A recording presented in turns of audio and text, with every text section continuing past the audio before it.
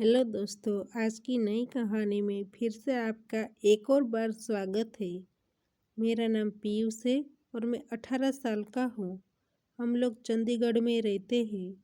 मेरी चाची की शादी को 20 साल हो चुके हैं। मुझे उनके दोनों गोलू मोलू बहुत अच्छे लगते थे। एक दिन सुबह मेरी मम्मी को चाची का फ़ोन आया कि वह घर पर अकेले है, इसलिए पीयूष को मेरे घर पर भेजो। मेरी मम्मी ने भी चाची को तुरंत हाँ बोल दिया। यह सुनकर मैं बहुत ही खुश हो गया और मेरे मन में लड्डू फूटने लगे। मैं रेडी होकर चाची के घर पहुंच गया। मैंने डोरबेल बजाया। उसने थोड़ी देर के बाद दरवाज़ा खोला। मेरे सामने चाची खड़ी थी। मैं जाकर सोफे पर बैठ गया। हम दोनों टीवी देखने लगे। फिर थोड़ी देर बाद चाची ने मेरे माथे पर हाथ रखा और कहने लगी कि मैं आज ही ट्राई करूँगी। मैं देखना चाहती हूँ कि मेरा बेटा कितना बड़ा हो चुका है। मेरी चाची का शरीर मक्खन की तरह गोरा था। उसको देखकर किसी को भी अपने आप पर कंट्रोल कर पाना मुश्किल हो जाता था। अब वह किचन में खाना बनाने के लिए चले गए। मैं भी उसके पीछे पीछे किचन में गया। मैंने अपना हाथ उसकी कढ़ाई पर रखा। उसने कहा, क्या कर रहे हो? वह कढ़ाई बहुत गर्म है। कढ़ाई को टच करते ही मुझे पता चला कि यह कढ़ाई पहले भी यूज़ हो चुकी है, क्योंकि वह गर्म और भीगी हुई थी। फिर मैंने उनके 2 कटोरे को टच किया। उसके कटोरे मेरे हाथ में आते ही किचन में अजीब आवाज़ आने लगी। एक कटोरे में से मैं अपने मुंह से दूध पीने लगा और दूसरा कटोरा मेरे हाथ में था। यह देखकर चाची ने कहा, ऐसे दूध पीने में मज़ा नहीं आएगा। नीचे पूरी कढ़ाई दूध से भरी हुई है।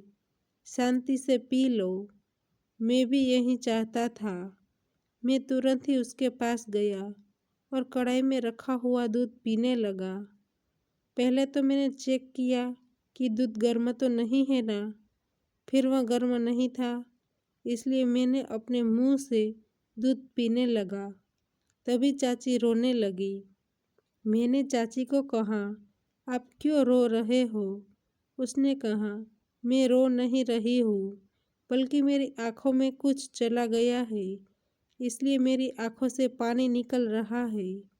अब हम दोनों खाना बनाने को रेडी थे, लेकिन अब मसाला पीसना बाकी था।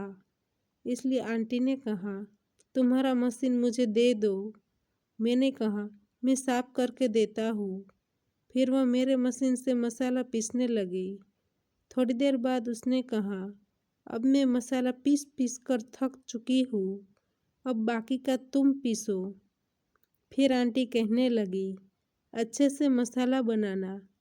मैंने कहा, आप चिंता मत कीजिए, मैं अधूरा काम नहीं छोड़ूंगा।